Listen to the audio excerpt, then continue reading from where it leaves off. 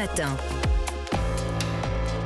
Bonjour Nicolas Bouzou. Bonjour Dimitri, bonjour Anissa. Bonjour Nicolas. Alors ce mercredi est un jour important pour le groupe Renault. Nicolas, il lance officiellement Ampère, c'est sa filiale spécialisée dans l'électrique. Alors ça y est, la France est en train de rattraper son retard.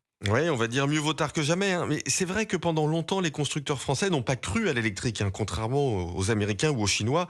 Les Chinois, d'ailleurs, qui sont devenus les leaders mondiaux sur ce segment. Mais bon, on a en France une multiplication des zones à faible émission. Et puis surtout, on sait que à partir de 2035, l'Union européenne interdira les ventes de voitures à moteur thermique. Donc l'électrique n'est plus une option pour les constructeurs automobiles. C'est simplement l'avenir. Alors l'autre grand constructeur français, Stellantis, est déjà bien présent sur le marché, notamment avec la Fiat 500 électrique.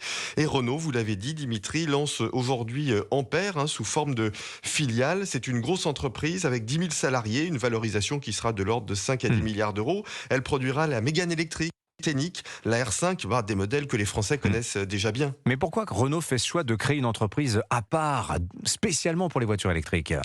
Oui, c'est une bonne idée en fait, pour deux raisons. La première, c'est que l'électrique, c'est un état d'esprit qui n'est pas forcément la culture historique des constructeurs. L'électrique, ce sont des voitures différentes, avec beaucoup de numérique, des problématiques d'achat qui sont particulières. Le sujet des batteries, évidemment. Des modèles économiques singuliers aussi, avec plus de locations, moins d'achats. Bon, il n'est pas idiot de mettre l'électrique dans une entreprise à part. Et la deuxième raison, c'est que l'entreprise Ampère, elle sera autonome. Elle pourra lever de l'argent pour financer ses investissements. Or, l'électrique exige des investissements gigantesques. Oui, espérons qu'elle n'en perdra pas de l'argent. Oui.